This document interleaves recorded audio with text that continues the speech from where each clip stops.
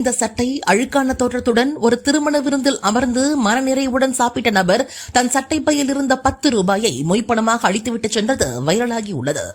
ஒரே ஒரு 10 ரூபாய் நோட்டு லட்ச ரூபாய் பணத்தை விட உயர்ந்ததா மாறி இருக்கு. யாரோட பணம் தெரியுமா? இன்னைக்கு நம்ம வாழ்ற இந்த உலகத்துல பணத்தை வச்சு மனுஷங்களை மதிப்பு அளவிடுற இந்த காலத்துல ஒரு மனநலம் பாதிக்கப்பட்ட மனுஷரோட அன்பு பணம் தான் அது. நார்த் இந்தியால நடந்த ஒரு கல்யாணத்துல யாருக்கும் தெரியாம உள்ள வந்து சாப்பிட்டிருக்காரு மனநலம் பாதிக்கப்பட்ட ஒருத்தர்.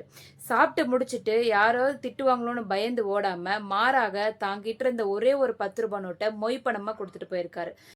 இந்த விஷயத்துல இருந்து நம்ம 2 விஷயத்த வந்து தெரிஞ்சுக்கலாம். ஃபர்ஸ்ட் விஷயம் வந்து பாத்தீங்கன்னா, இப்போ ஒரு மனநலம் பாதிக்கப்பட்டவங்க ஒரு கிராண்டான ஒரு கல்யாணத்துக்கு வரப்போ நிறைய பேர் அலோவே பண்ண மாட்டாங்க. ஸோ அப்படி அலோ பண்ண அங்க இருக்கிற அந்த ஃபங்க்ஷன் நடத்துறவங்களுக்கும் நம்ம வந்து வாழ்த்து சொல்லிதான் ஆகணும்.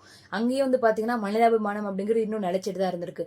2வது விஷயம், சாப்பிட்டு அமைதியா போகாம அவர்கிட்ட தன்னால முடிஞ்ச அந்த 10 ரூபாயை வந்து மொய்ப்பணமா கொடுத்துட்டு போயிருக்கா இல்லையா?